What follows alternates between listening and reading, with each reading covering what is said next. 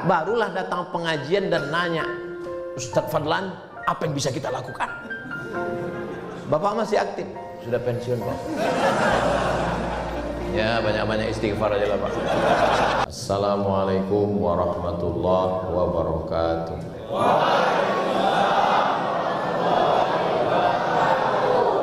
Apa kabar Bapak Ibu semua? Alhamdulillahirabbil alamin. Allahumma sholli ala sayyidina Muhammad wa ala ali sayyidina Muhammad. Yang sama kita hormati guru kita Al-Mukarram Kiai Haji Fadlan Garamatan dan seterusnya. Detailnya panjang sekali, jadi payah nyebutnya dan seterusnya. Yang sama kita muliakan Bapak Brigadir Jenderal TNI Slamet Riyadi, Bapak Komandan Korem 181 Praja Wira Tama. Mudah-mudahan semua yang hadir ini dimuliakan Allah Subhanahu wa Ta'ala. Kalau Tuhan pergi ke Mekah, makanlah sayur bayam. Yang susah untuk ceramah kalau judulnya tentang ayam.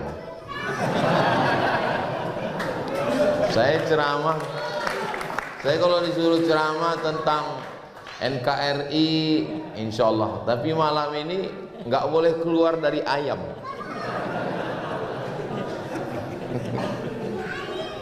Makanya tadi kalau Bapak Ibu lihat saya lama diam, itu sedang mengumpulkan bahan tentang ayam.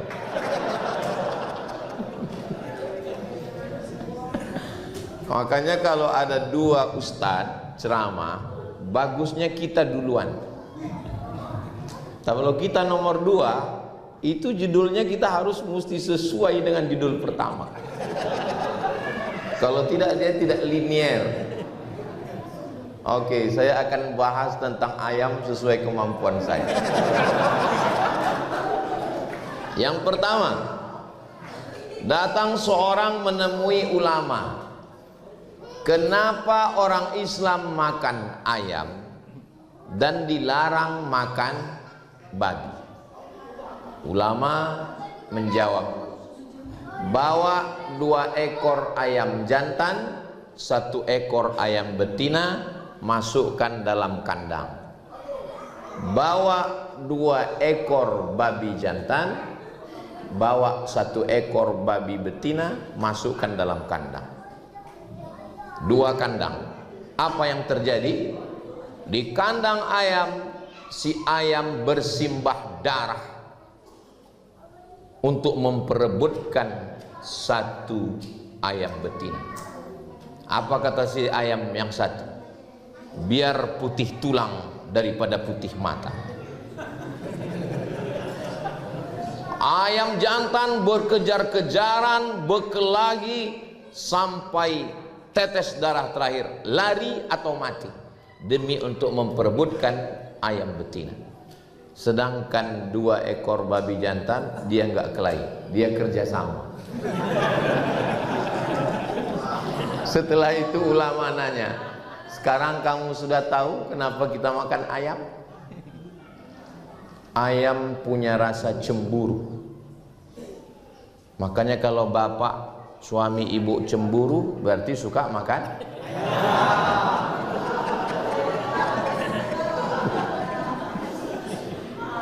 Ayam punya prinsip. Ayam tidak akan pernah mau berbagi dengan yang lain. Enggak ada istilah tawar menawar, lari atau mati. Nah, ini tentang masalah ayam. 1 poin ayam yang pertama. Habis 5 menit. Ini enaknya ceramah di Masjid Korem 181. Jamnya jelas. Yang kedua, ayam tidak pernah memperlihatkan auratnya karena bulunya lebat. Ayam hanya bisa dilihat auratnya kalau dia sudah mati. disembelih, dimasukkan ke air panas, dimasukkan ke mesin menguliti ayam, barulah terlihat auratnya. Karena ayam tidak pernah, beda sama makhluk lain, bulunya pendek, tapi ayam menutup. Makanya nggak ada ayam seksi yang selalu menutup aurat. Walaupun namanya ayam kampung, ayam ras, ayam Australia, ayam bule, ayam botak,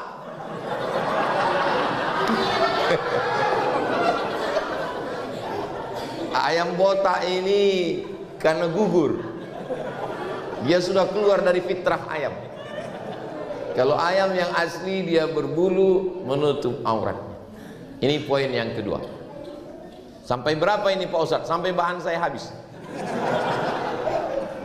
Ayam yang ketiga sudah menjadi prinsip kita dari Sabang sampai Papua. Jangan sampai rezeki dipatok ayam. Karena ayam sudah bangun sebelum matahari terbit.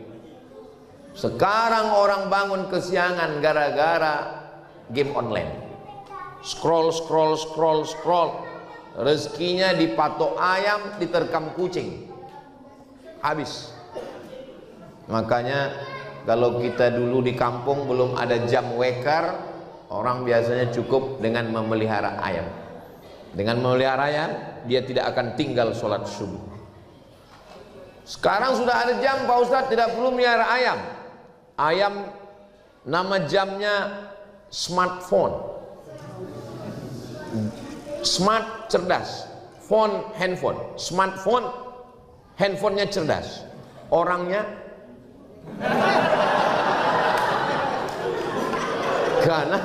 karena jamnya bangun subuh, jamnya setiap waktu azan terus, tapi orangnya tidak. Dan ayam selalu tepat waktu, on time. Makanya kalau mau on time makan, saya nggak ada ngomong begitu. Berikutnya poin yang keempat. Kira-kira bisa diingat ini? Ini akan keluar dalam UAS, ujian akhir semester. Yang keempat, ayam sejak diciptakan sampai sekarang, cara mencari makannya hanya dengan dua, paruh dan ceker. Pernah ayam jadi supir angkot? Tidak ada. Ayam sejak zaman ada ayam sampai sekarang, lebih dulu ayam atau telur ayam? Sedangkan ayam menetas dari telur ayam. Makanya kalau kita ditanya orang, lebih dulu ayam atau telur ayam? Bilang ayam. Kenapa? Karena dia ngomong ayam. Tapi kalau dia bilang lebih dulu telur ayam atau ayam? Telur. Karena dia bilang telur. Ayam dari sejak diciptakan sampai sekarang mencari nafkah hanya dengan dua cara. Dengan paruhnya, dengan cekernya. Ketika dia nampak padi, beras, jagung, dia pakai paruhnya. Kalau tidak ada, dia akan ceker. Dan tidak ada ayam yang mati kelaparan. Maka belajarlah dari filosofi ayam. Makanya kalau ada orang kelaparan, berarti lebih bodoh dari ayam.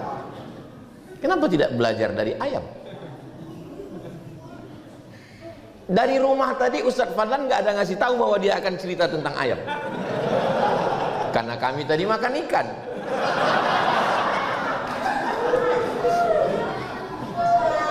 Berikutnya yang kelima, ayam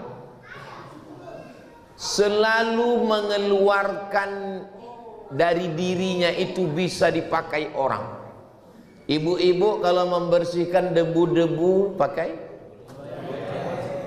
bulu ayam.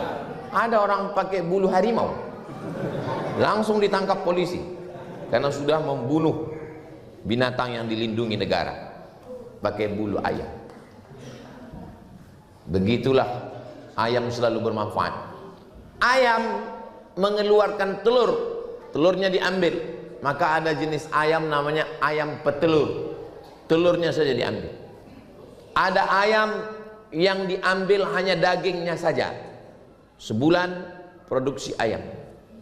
Ada ayam tidak diambil telurnya, tidak diambil dagingnya, tapi untuk laga, maka disebut dia dengan laga ayam. Saya termasuk dulu kecil suka melaga ayam. Waktu kecil,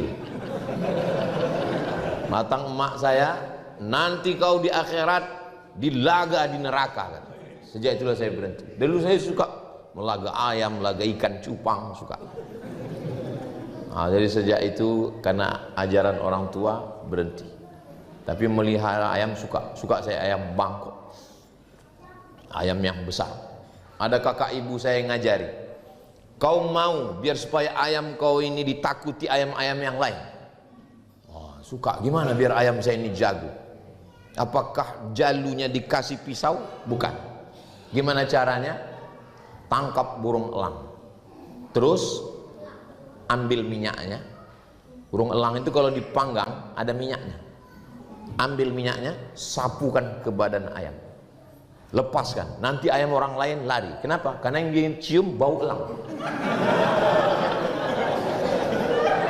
Jadi mana tahu ada yang suka. Nah, coba amalkan. Saya belum pernah nyoba, karena saya sudah berhenti laga ayam. Ambil elang, bakar, keluar minyaknya, sapukan ke kepak ayam. Begitu dilepas, ayam orang lain lari karena dia cium, wah ini CEO yang menyamar. Ayam. Berikutnya yang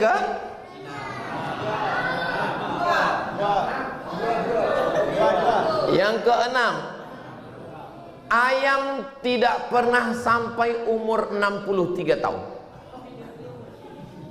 Karena yang ulang tahun ke-63 ini Korem 181. Ayam hanya paling tua, ayam hutan, ayam kampung 5 tahun dagingnya sudah keras. Ayam yang dari barat itu ayam ras, ayam Australia, bahkan ada yang 1 bulan langsung. Dia hidupnya 1 bulan, tapi dia sudah bermanfaat untuk orang banyak. Nikah, makan ayam. Lahir anak, makan ayam. Walimah, makan ayam. Ulang tahun Korem 181, makan ayam. Bahkan ada orang yang takut makan kambing karena katanya kambing mengandung kolesterol. Bohong, tidak ada kambing mengandung kolesterol. Yang benar adalah kambing mengandung anak kambing. Jangan mau dibohong.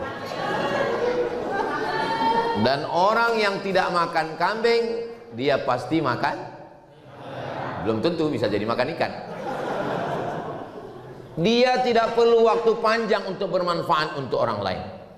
Hanya 1 bulan hidupnya dia dipotong bermanfaat untuk orang lain. Tapi ada manusia yang umurnya 40 tahun, 50 tahun tidak pernah mendatangkan manfaat untuk orang lain, merugikan tetangga, menyusahkan mertua. Maka dia perlu malu kepada Allah, kepada ayam.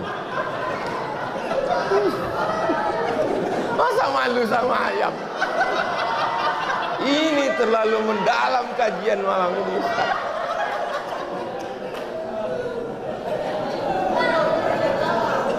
Afa khalaqnakum abasa? Apakah kami ciptakan kamu sia-sia? Tidak ada manusia ini yang diciptakan sia-sia. Tidak ada makhluk ini yang diciptakan sia-sia. Sedangkan ayam saja yang umurnya pendek ada manfaatnya. Apalagi kita. Jadi yang selama ini tidak mendatangkan manfaat. Siapa orang yang paling hebat di dunia? Khairun nas. Orang yang paling hebat, paling baik. Anfa'uhum linnas. Orang yang paling bermanfaat untuk orang lain. Berikutnya yang ke-7. Ayam sampai hari ini, apapun jenisnya, ayam hutan, ayam ras, ayam kampung, semuanya ayam, belum pernah ayam ini makan ayam. Tapi teman makan. Belum ada ayam makan ayam. Ayam makan padi, ayam makan jagung, ayam makan gabah, ayam. Tapi ayam makan ayam? Gak ada. Tapi manusia, makanya kalau tahu orang jangan seperti ular. Saya dulu berpikir kenapa ular sangat ditakuti? Karena ternyata ular makan ular. Ular makan ular. Ular menelan ular hidup-hidup. Cari nanti di YouTube. Pernah nonton? Belum? Nanti saya share. Ular memakan ular hidup-hidup, tapi ayam tidak makan ayam. Begitu ayam dipotong, coba letakkan, datang ayam satu lagi. Dia hanya turut berduka cita. Dia sedih melihat temannya sudah mati. Makanya jangan memotong hewan di depan mata teman-teman. Tak boleh. Kebetulan kemarin waktu hari raya kurban, lepas satu sapi di masjid tempat saya. Saya ketua masjid. Tutup pintu gerbang, tutup pintu gerbang, tutup kunci. Lalu kemudian ini sapi yang terakhir. Kepala sapi itu sudah panjang semua. Diciumnya satu-satu. Dia dekati satu, dia cium. Dia dekati satu, dia cium. Semua kepala sapi itu dia cium. Saya cari di Google, kenapa sapi mencium sapi? Rupanya sapi mengenali itu bukan dengan matanya, tapi dengan penciuman. Diciumnya ternyata, begitu cara dia berkomunikasi. Dia cium ternyata sudah innalillah wa inna ilaihi raji'un. Tapi dia tidak memakan, saudara. Ayam tidak pernah makan ayam. Jadi kalau ada di antara kita ini mau makan teman, makan saudara, itu zombie. Jangan kita sakiti orang. Saya cukupkan 7 tentang ayam. Nanti kalau mau diupload di YouTube, buat 7 keistimewaan ayam. Bisa ditonton di channel Ustadz Abdul Somad Official. Jangan lupa subscribe, like, share, and comment.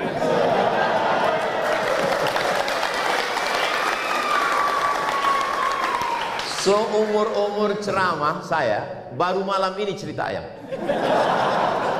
Ini hadiah untuk ulang tahun yang ke-63 Korem 181 Praja Wiratama. Praja Wiratama. Praja itu kalau nggak salah artinya prajurit. Wira itu ya wira, pahlawan. Kan ada tuh wira. Dan utama, yang paling utama. Jadi kalau mau siapalah prajurit yang paling utama? Ya di Sorong ini. Rencana saya, rencana Ustadz Fadlan, rencana saudara kita di Kaimana, bahwa Ustadz Abdul Somad hari Jumat malam Sabtu berada di Kaimana. Tapi ternyata rencana Allah, Abdul Somad berada di Korem 181 Praja Wiratama.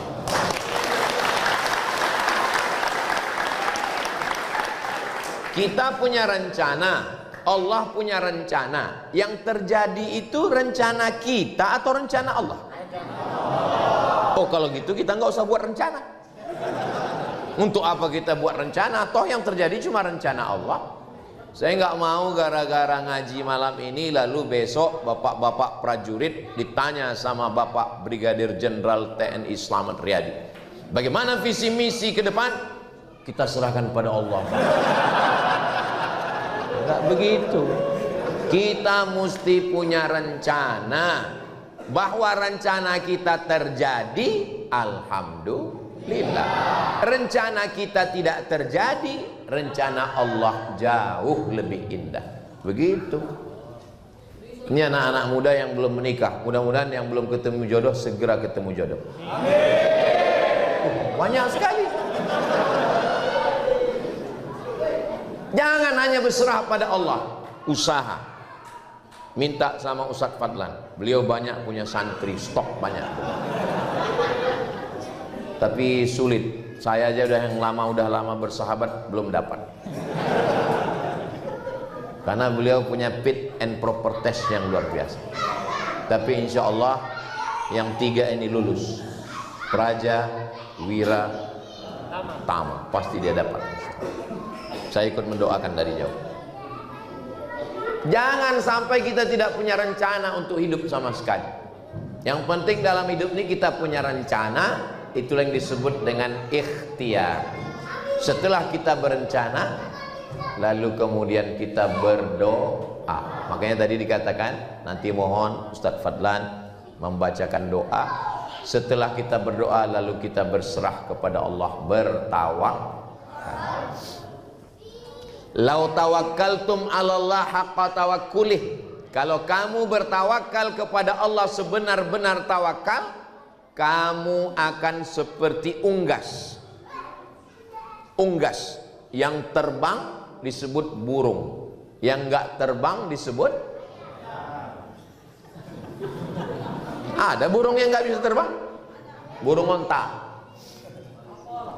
Kalau kamu tawakal sebenar-benar tawakal, kamu akan seperti burung. Bagaimana burung? Ini kata Nabi, taghdu khimason, terbang perutnya lapar, wa taruhu bitanan, pulang dalam keadaan perut kenyang. Burung di waktu pagi, ayam di waktu pagi keluar dalam keadaan perut kosong, dan dia pulang dalam keadaan perut kenyang. Ada nggak ayam waktu ngajak teman yang lain, bro kita keluar nggak? Kayaknya nggak enak nih, udahlah kita di sini aja. Nggak ada. Ayam tetap jalan ke sana kemari mendapatkan makan. Maka kita banyak belajar bahwa dalam hidup ini kita mesti berusaha. Kalau sudah diberikan Allah satu pos, jangan mau pos yang lain. Sudah ditempatkan Allah menjadi tentara nasional Indonesia, TNI, berarti inilah pos pengabdian kita. Saya terus terang, yang tidak berseragam ini, melihat bapak-bapak TNI berseragam, kami bangga. Ustadz Fadlan bangga? Saya bangga. Kami yang nggak berseragam ini, Bu, kalau ngelihat tentara sholat di masjid, bangga sekali. Saya yakin ibu-ibu juga bangga. Walaupun suami ibu nggak tentara, ibu akan berkata ke anak ibu, lihat itu jenderal sholat, lihat itu kolonel sholat, lihat itu tentara sholat. Bapakmu baru jadi security udah nggak sholat. Mohon maaf security, jangan tersinggung. Kalau sudah kita dipakai Allah dalam satu pos profesional, saya sudah dipilih Allah jadi tentara, berarti memang inilah pos pengabdian saya. Kalau saya hidup, saya bermanfaat untuk negara kesatuan Republik Indonesia. Dan kalau saya mati dalam perjuangan ini, insya Allah mendapatkan kehormatan sebagai syahid, insya Allah. Begitu prinsipnya. Tapi laki-laki tidak bisa berdiri sendirian. Setegar-tegarnya laki-laki, pasti ada orang yang mendampingi dia. Itulah dia namanya. Kalau istri tentaranya apa istilah? Persit. Bukan yang sepak bola itu. Persit. Bayangkan kalau laki-laki tentara yang mau berjuang membela negara, tapi istri tidak support, dia akan lemah. Istrinya akan memberikan semangat, istrinya akan memberikan support. Begitulah kalau Allah Subhanahu wa taala mempertemukan. Makanya nanti istri-istri tentara ini akan berkata, kalau ditanya orang, kamu istri tentara? Ya. Kok bisa kamu jadi istri tentara? Jadi istri tentara ini berat, biar aku aja. Kamu belum tentu lulus fit and proper test. Mudah-mudahan ibu-ibu, bapak-bapak, semuanya keluarga besar Korem 181 ini selalu dilindungi, dirahmati Allah Subhanahu wa taala. Ada seorang panglima perang dari Inggris, namanya Richard the Lionheart. Lion, apa arti lion? Bukan pesawat terbang. Lion singa. Heart, my heart. Richard the Lionheart, Richard berhati singa. Karena dulu raja-raja itu suka pakai nama singa. Makanya raja di Sumatera Utara namanya Sisinga Mangaraja. Di Riau ada juga raja Melayu namanya Narasinga dari Indragiri Hulu. Dari Inggris namanya Richard the Lionheart. Waktu perang Richard the Lionheart kena gigit nyamuk, kena malaria, demam di kemah, menggigil di kemah sendirian. Tiba-tiba datang seorang laki-laki pakai jubah dan kepalanya, wajahnya bertutup, membawa satu mangkok obat, menemui Richard the Lionheart yang sedang sakit demam. Lalu Richard bertanya, "Who are you?" Terjemahannya, "Sampean sopo?" Kamu siapa? Apa kata laki-laki yang menutup wajah itu? "Ana Salahuddin Al-Ayyubi, panglima perang dari Mesir." Ternyata waktu itu dua tentara sedang berperang. Yang satu dari Inggris, yang satu dari Mesir.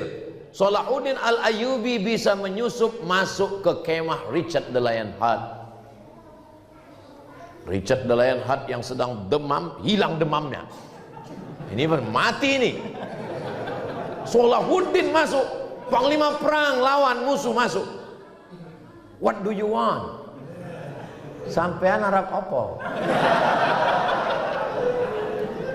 Kata Salahuddin, "Aku ingin memberimu obat malaria. Kalau aku mau membunuhmu sekarang kau sudah mati. Tapi itu bukan cara jantan berperang." Dia berikan obat. Salahuddin Al-Ayyubi menaklukkan Masjidil Aqsa. Sampai akhirnya dia menjadi raja Bani Ayyubiyah. Dialah yang memindahkan Al-Azhar dari Syiah menjadi ahli sunnah wal jamaah. Dia panglima perang dan sultan yang pertama, Salahuddin Al-Ayyubi. Makanya kalau ada yang nanya saya, "Ustaz, kapan kita membebaskan Palestina?" Aku bukan tentara, bro. Kenapa Salahuddin Al-Ayyubi berhasil dan dia punya akhlak? Dia tidak membunuh panglima yang sakit. Karena dia belajar membaca kitab ulama tasawuf, namanya Imam Al-Ghazali. Meninggal, mudah cara ngingat tahun meninggalnya, 1111 Masehi. Tahun hijrahnya 505. Sama juga mudah ngingat tahun lahir saya, 77. Terbuka kalau saya udah tua. Ulama ngajar tentara, ulama mendidik tentara, sampai akhirnya tentara itu bertauhid, takut kepada Allah. Tapi dia tidak hanya sekedar perang, dia juga berakhlakul karimah. Dia tidak boleh membunuh musuh yang sedang sakit. Palestina menang, direbut oleh Salahuddin Al-Ayyubi. Ini Maroko, Mesir, Libya, Tunisia, Aljazair, Maroko. Kebetulan saya kuliah dulu di Maroko. Saya cuma mau ngasih tahu saya kuliah di Maroko. Sampai di Maroko, Afrika Utara, dia naik kapal untuk menyeberang Selat Gibraltar menuju Andalusia. Sekarang kalau saya tanya ke mahasiswa, tahu Andalusia? Banyak nggak tahu. Andalusia nggak tahu? Enggak. Real Madrid Barcelona tahu. Real Madrid Barcelona. Menyeberang dari Maroko menuju Barcelona. Sampai di tengah laut, nama panglima perangnya Tariq bin Ziyad. Siapa namanya? Tariq bin Ziyad. Dia ambil api obor, dia bakar kapal. Ainal mafar, kalian mau pergi kemana? Kalau mundur ke belakang, mati konyol. kalau maju ke depan mati syahid. Mau mati konyol mau mati syahid? Mati syahid. Allahu Akbar. Islam berkuasa di Spanyol 700 tahun. Maka terkenallah yang disebut dengan Alhambra, terkenal dengan Cordova. Di sana ada satu patung seorang laki-laki, tangan kirinya memegang buku, tangan kanannya memegang kepala. Seorang filosof namanya Averroes, bahasa Arabnya Ibnu Rushd. Islam berkuasa di Spanyol 700 tahun. Tapi yang namanya negara, kerajaan, yayasan, generasi selalu terbagi menjadi 3. Pejuang, penikmat, penghancur. Kakeknya pejuang, anaknya penikmat, cucunya penghancur. Makanya kalau kita mau anak kita terus berjuang, cucu kita terus berjuang, jangan kasih dia hidup nyaman. Dia harus terus berjuang. Jangan sampai dia berada di zona nyaman, comfortable zone. Bangun pagi, tarik selimut, scroll, nyantai. Nggak boleh ada zona nyaman. Maka kita mesti belajar kepada ayam. Kita masih ayam. Walaupun kita sudah ke Spanyol kemana-mana, kita masih ayam. Ayam tidak pernah nyantai. Ayam terus berjuang. Ayam yang nyantai hanya ayam kandangan. Ayam yang diikat dalam kandang. Ayam yang natural, dia akan terus berjuang mencari makan. Maka kita juga begitu. Islam bisa hebat karena tentara-tentara yang hebat. Apa yang paling hebat di zaman dulu? Biasanya ada 2 blok. Satu blok barat, satu blok timur. Yang blok barat namanya Donald Bebek, Donald Trump. Yang blok timur namanya Vladimir Putin. Dunia sekarang 2 blok. Blok timur dan blok barat. Zaman Nabi juga 2 blok. Satu blok namanya Rum, Romawi. Satu blok namanya Persia. Blok barat Romawi, blok timur Persia.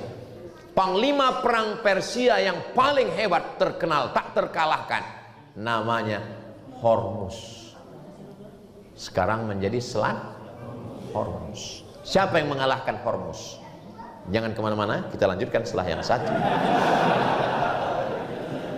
Siapa yang mengalahkan Hormuz? Yang mengalahkan Hormuz adalah sahabat Nabi, panglima perang.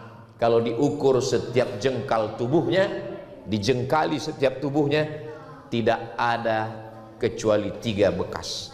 Bekas tombak, bekas pedang, bekas panah. Namanya Khalid bin Walid lah yang mengalahkan Hormuz. Di akhir usia tuanya Khalid bin Walid menangis di atas tempat tidur. Sahabat heran, kenapa kau menangis Khalid bin Walid, kau panglima perang? Kata Khalid bin Walid, aku menangis karena setiap jengkal tubuhku bekas 3. Bekas tombak, bekas panah, bekas pedang. Terus kenapa kau menangis? Aku menangis kenapa aku mati di atas tempat tidur. Kenapa aku tidak mati syahid? Kenapa aku mati di atas tempat tidur? Kenapa aku tidak mati syahid? Maka hewan pun bangga kalau dia mati syahid. Siapa hewan yang mati syahid? Ayam. Karena dia disembelih atas nama Allah. Bismillah. Tiba-tiba datang orang nelpon dengan suara yang tersengal-sengal. Ustaz Somad, Ustaz Somad, Ustaz Somad. Apa saya bilang? Ini ada kambing ayam yang ditabrak truk. Saya kebetulan pinggir jalan, udah mau mati Pak Ustaz. Kalau mati jadi bangkai, kalau disembelih jadi halal. Sembelih, saya bilang, sembelih. Selesai itu handphone pun mati. Baru saya sadar, ayam siapa? Kena prank saya. Ternyata dia cuma mau menghalalkan saja. Sehingga kalau dipotongnya ditanya orang, kenapa kau potong? Ustaz Somad yang nyuruh. Makanya hati-hati, banyak orang ini menjebak kita. Saudara yang dimuliakan Allah Subhanahu wa taala. Jadi Kalau sudah ditempatkan Allah pada satu pos, jangan mau jadi pos yang lain. Saya tidak tentara Pak Ustadz, saya dokter.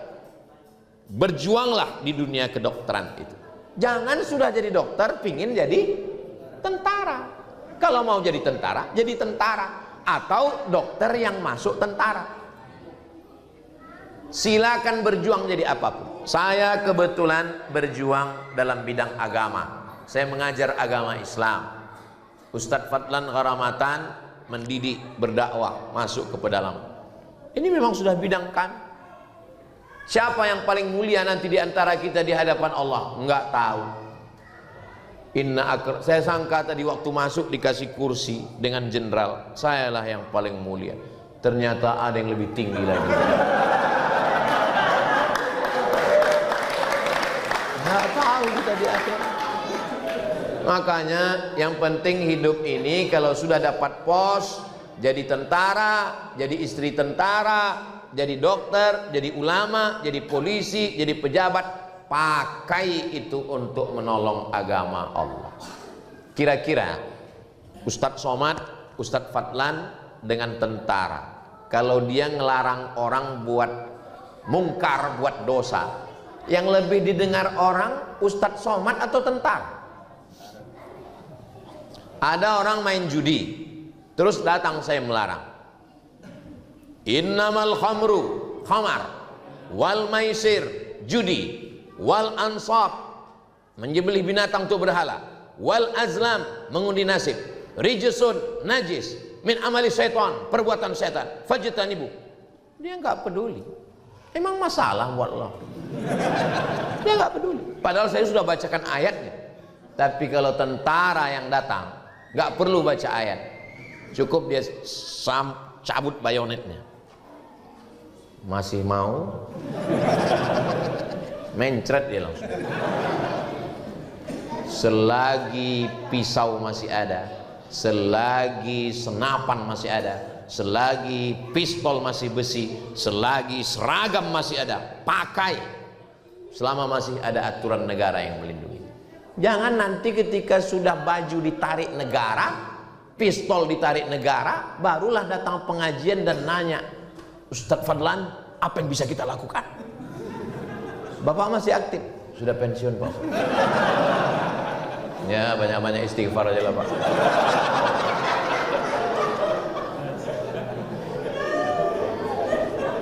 Saya terus terang malam ini bangga berada di tengah tentara di Korem 181. Tapi waktu direkam ini nanti di YouTube, orang nggak tahu saya di Korem. Kenapa? Karena jenderal pakai baju ustaz. Paling nanti orang komen yang di tengah ustaz siapa ya?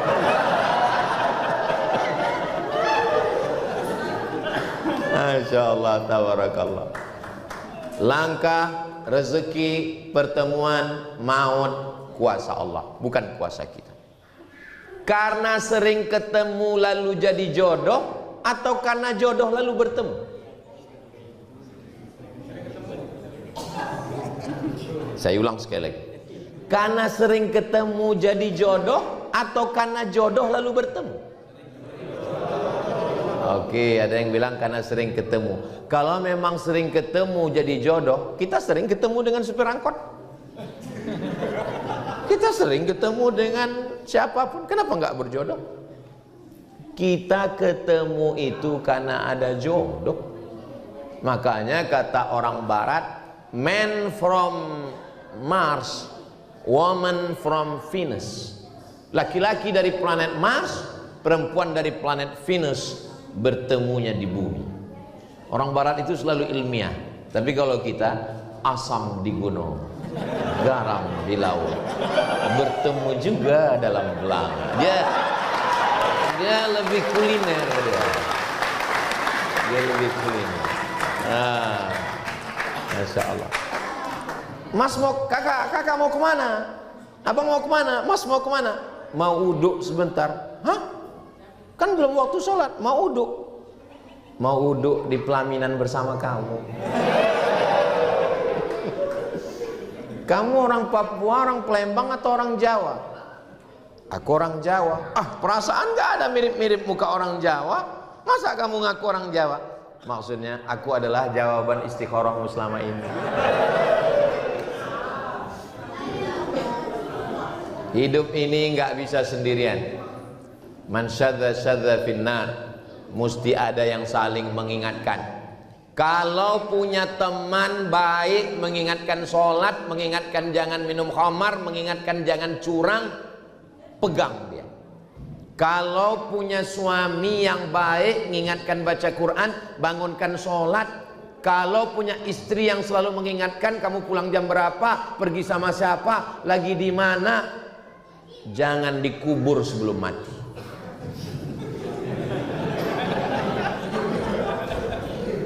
Al-mu'minun laki-laki, wal mu'minat perempuan, ba'duhum awliya'u ba'd. Mereka saling tolong menolong. Malam ini spiritualnya dikuatkan.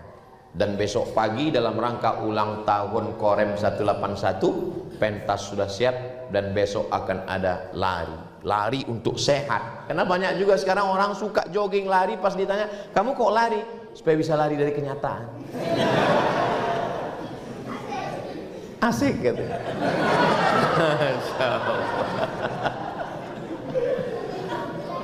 Tadi saya mulai ngomong jam 9, sekarang sudah jam 9.40.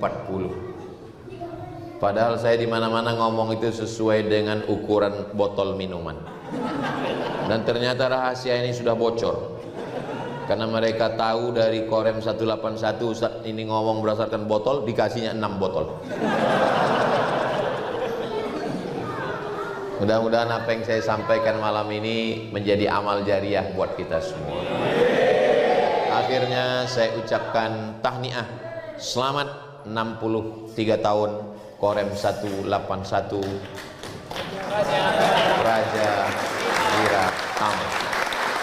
Semakin solid, semakin kuat, menjadi patriot, menjadi prajurit, menjaga negara kesatuan Republik Indonesia. Puncak dari tausiah, bukan tausiahnya tapi doanya. Aminkan doa yang akan dibimbing langsung oleh guru kita Kiai Haji Fadlan Karamatan. Saya tutup dengan pantun penutup, menangkap puyuh di Bukit Selasih. Thank you dan terima kasih. Assalamualaikum warahmatullahi wabarakatuh.